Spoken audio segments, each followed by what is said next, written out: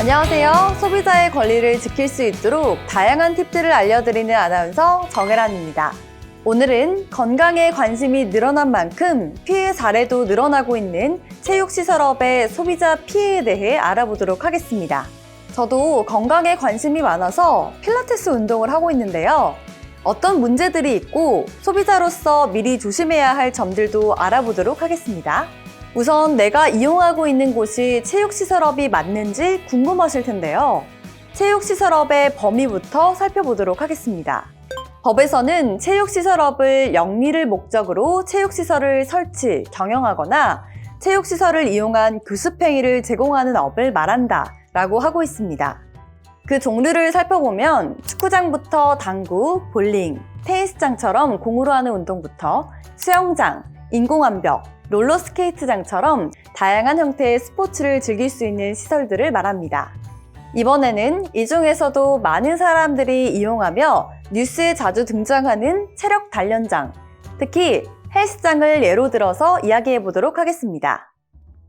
우리가 이용하는 헬스장에서 주로 받는 소비자 피해의 종류는 크게 4가지가 있는데 그 종류와 함께 소비자가 대응할 방법들을 알려드릴게요. 먼저 헬스장 방문 시 사전에 들은 설명과 달리 원하는 운동기구가 없거나 서비스 물품 제공을 제대로 해주지 않는 경우가 있습니다. 제공된 물품 또는 용역이 계약 내용과 다른 경우이기 때문에 계약 해지가 가능합니다. 다음으로는 운동시설이 고장났거나 정원을 초과하는 바람에 계약한 시설물을 이용할 수 없는 상황이 발생할 수도 있습니다. 소비자는 환급을 받거나 동급의 타 시설물 이용이 가능합니다.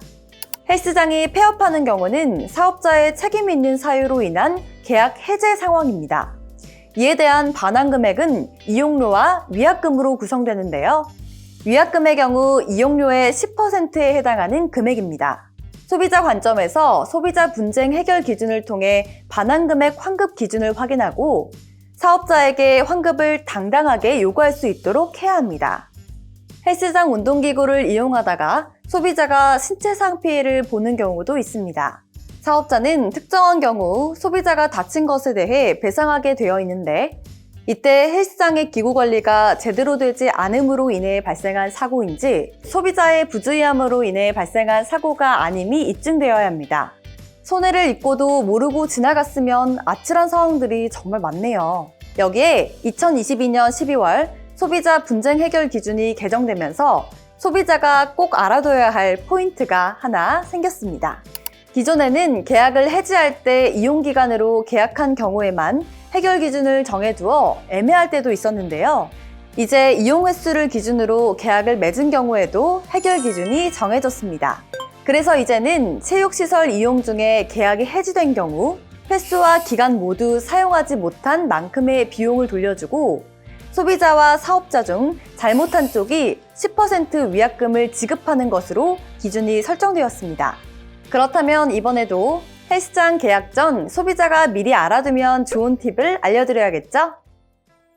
하나, 헬스장에서 운동하는 사람에 비해 운동기구 수는 충분한지 미리 확인해야 합니다. 둘, 고장난 헬스기구를 방치해 놓지는 않았는지, 헬스장 기구들이 안전하게 관리되고 있는지 확인해야 합니다. 셋, 계약서를 작성할 때 중도 해지 시 환불 불가 기준이 있는지 미리 확인해야 합니다.